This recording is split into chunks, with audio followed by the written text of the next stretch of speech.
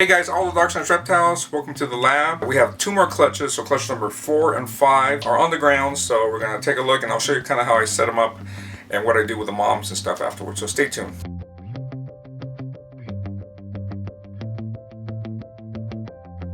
So the first one we're going to pull is a super pastel female, and she was bred to the red stripe, yellow belly, fire. And then the next one we're going to do after that is going to be the pinstripe. She gave me some eggs last year. We got some banana pinstripes and stuff like that. So super pretty, single gene. And she was bred to the GHI Mystic because we're trying to make GHI Mystic pinstripe, which are really cool. So yeah, let's get going. I'll show you some tips on how to do this a little bit easier. So here we go. See, she has a nice wrap around the eggs. And you can already see right here, that's the slug. I'm sure you guys have seen these in other videos. So this is an unfertilized egg. Okay, so tip number 1 here is the mom's gonna be kind of upset. So a quick way to do it, I usually use a paper towel roll, but I couldn't find one right now. It's on the other room, so I got just some of these. So I'm just gonna put that in front of her in case she decides to want to bite. And then I'm gonna start unwrapping her. Once you start to pick her up, she usually comes down. You can just unwrap her. She has a nice little clutch there. And we want to check her. Kind of go through, just feel the last like 1/3 of the body for the eggs to be. So as you can see there, it's all sunken in. There's nothing in there. So next step is we got to clean her up because she has the smell of the eggs. So I have a bucket of water here with a little bit of hand soap. We have it about 88 to 92 degrees. Put her in there. And that's just gonna help get the smell off. And then before I take her out and put her in her new tub, I'll wipe her down a bit and dry her. So this is another tip. It's nice to have extra tubs. Then I can just have these clean and all disinfected and ready to go. Obviously I need to put water in there, but ready to go, so that when I take the snake out I can just put that in and then worry about cleaning her old one afterwards. So at least we get that out of the way and get them back in. Okay, so we got the incubator up and going. It was off and it was in the garage because the last clutch hatched out a while ago, and so we were waiting for these other clutches. So anyway, I got it set up. I got it up to temperature.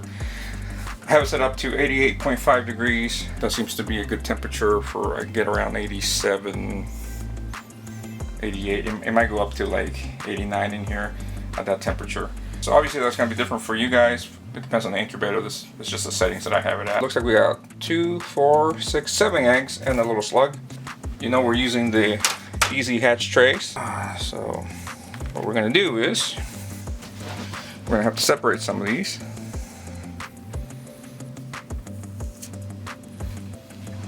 And this is kind of scary part. So I have broken eggs this way before, but these are pretty fresh.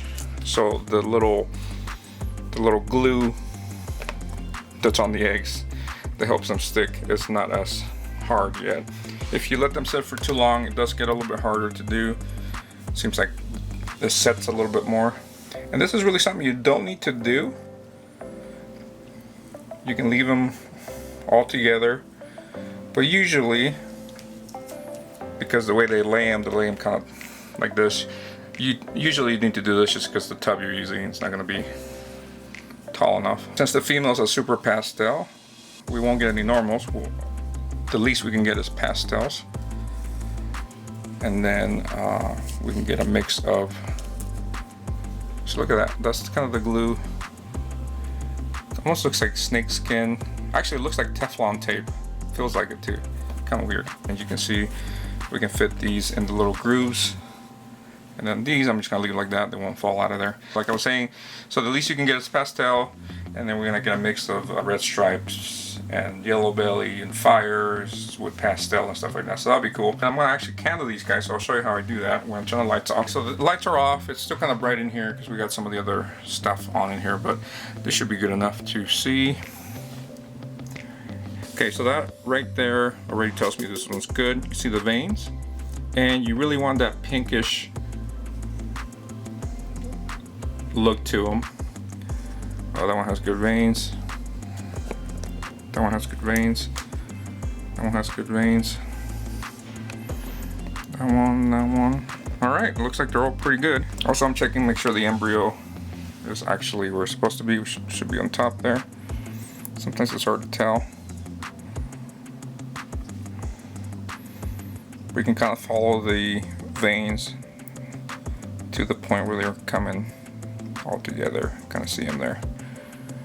So it should be on the top or over on the side a little bit. It shouldn't be on the bottom. A lot of people mark their eggs. I used to mark my eggs just in case they'll roll around, but I really have never had a problem with that, especially since I keep most of them stuck together. With these trays, actually, it's kind of nice because it's really hard to have them roll. We got a fire, yellow belly, red stripe to super fire. Yeah. Laid. Today is the 13th. And so about 54 days after that, we'll have the clutch, and then I'll enter this info into my app. Here we have, she looks like she's done. Hi girl. Oh, she has a nice pair of eggs in there. So she only had one out earlier this morning, so these are really super fresh. And as you can see, she's already eyeing me. I'm gonna use her little.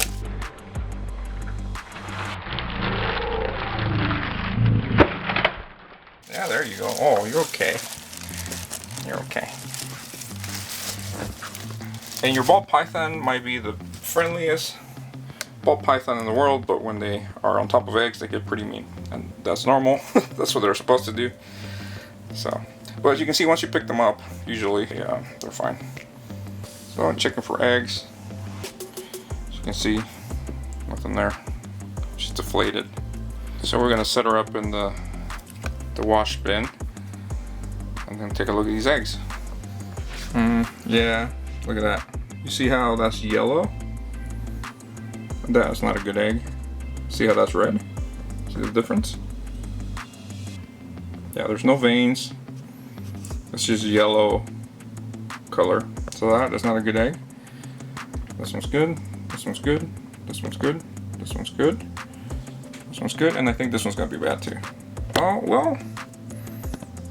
This one kind of looks yellow, but I don't know if you can tell there's some veins on this side. So just to make sure, even though I'm like 90% sure this one's not good, if you're in doubt, I would just stick them in the incubator anyway. It's not gonna hurt anything. If they're already bad, they're gonna go bad.